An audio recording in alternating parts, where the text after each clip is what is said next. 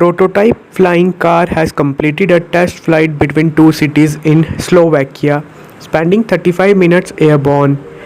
Klein Vision's aircar flew between Nitra and the capital Bratislava on Monday, according to a press release published Wednesday.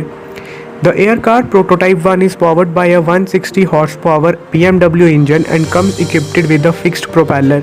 It transforms from aircraft to road vehicle in less than 3 minutes.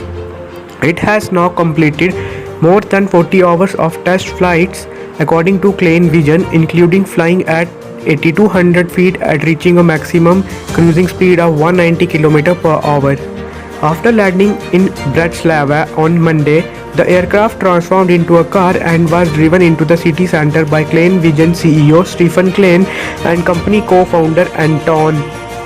Aircar is no longer just a proof of concept, Jezak said in the press release. It has turned science fiction into a reality. The company is working on a model called Aircar Prototype 2, which will boost a 300 horsepower engine. It is expected to be able to cruise at 300 km per hour and have a range of 1000 kilometers. Klein Vision plans to develop 3 and 4-seater models of the aircar as well as twin-engine and ambitious versions, according to the website. A growing number of companies are exploring the potential of flying vehicles despite hurdles including safety and reliability.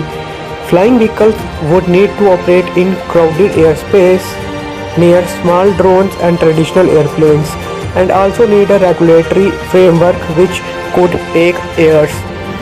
Uber and Hyundai unveiled plans for an electric flying taxi at last year's Consumer Electronics Show in Las Vegas. The CEO of Hyundai's European unit said on Tuesday that the South Korean automaker is working very actively on the program.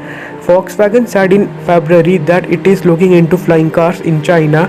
Meanwhile, Porsche and Toyota have all backed startups in what is known as the electric vertical takeoff and landing industry.